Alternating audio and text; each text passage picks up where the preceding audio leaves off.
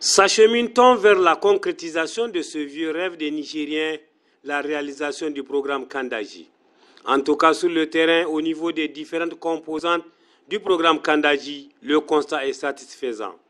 Les travaux avancent dans le respect des normes techniques, environnementales et sociales comme convenu dans les contrats. Pour constater de visu cette réalité, une délégation de la représentation de la Banque mondiale au Niger, accompagnée du directeur général de l'agence du barrage de Kandaji, des techniciens de l'agence et des différentes entreprises chargées de l'exécution des travaux, a effectué une visite terrain sur plusieurs composantes du programme.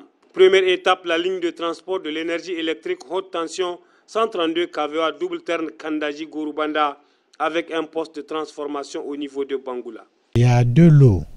Le premier lot, c'est la ligne elle-même.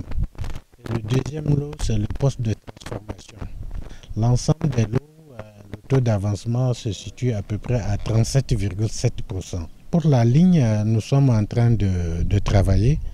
La date d'achèvement de la ligne s'est fixée en mars 2025 et j'espère que d'ici là, nous arriverons.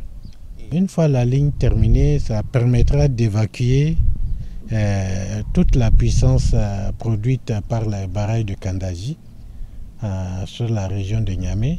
Ensuite, la route de contournement. Cette route prévue dans le programme Kandaji permettra de relier le site prévu pour la réinstallation de la ville d'Aïrou à la route nationale 1 et va remplacer l'ancienne qui sera inondée par la mise en eau du barrage. On va arriver à la mise en eau. Une partie de la route nationale numéro 1 que vous voyez là sera inondée. Donc cette route permet la continuité de la route nationale numéro 1 là qui sera inondée. Donc ça fait partie intégrante du programme Kandaji. La distance ça fait 40,2 km. Mais on est à 25%. La fin des travaux c'est prévu pour décembre 2024. Et nous comptons vraiment terminer ces travaux d'ici là. Enfin le barrage lui-même. Là aussi le constat est satisfaisant. Les travaux arrêtés unilatéralement par l'entreprise pour des raisons propres à elle se sont déroulés en 3 phases. La première phase a consisté à barrer le premier bras du fleuve que vous voyez derrière vous ici et à mettre à peu près 17 000 m3 de béton. Ensuite, on a ouvert ce bras du fleuve pour ouvrir le deuxième et faire des excavations pour installer l'usine hydroélectrique, des évacuateurs de crues et le barrage en BCR que vous avez derrière vous ici. Le taux d'avancement des travaux est de 30,5% au 31 juillet 2023. Ce taux n'a pas connu d'évolution depuis cette date.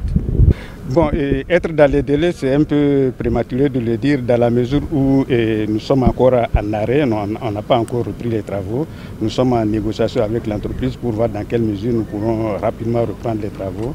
C'est seulement à la reprise que nous pourrons élaborer un planning qui pourra nous dire exactement quand est-ce qu'on pourra finir cet ouvrage. Mais les travaux, avant avril 2026, nous allons terminer les travaux. Mais la mise en eau ne pourra intervenir que lorsqu'on aura déplacé la population installée dans l'emprise de la retenue. À chaque étape, les visiteurs se sont longuement entretenus avec les responsables des entreprises et des techniciens de l'agence pour s'enquérir de la qualité et du taux d'avancement des travaux. Toutes les conditions ont été réunies par l'agence du barrage de Kandaji pour la réalisation de cette infrastructure hydrique dans les délais et normes contractuelles. Au niveau des différents sites, un dispositif sécuritaire permanent assuré par les forces de défense et de sécurité a été mis en place pour favoriser la continuité des travaux. En route pour Kandaji, la délégation a effectué une visite de courtoisie au premier responsable de la région de Tillabéri.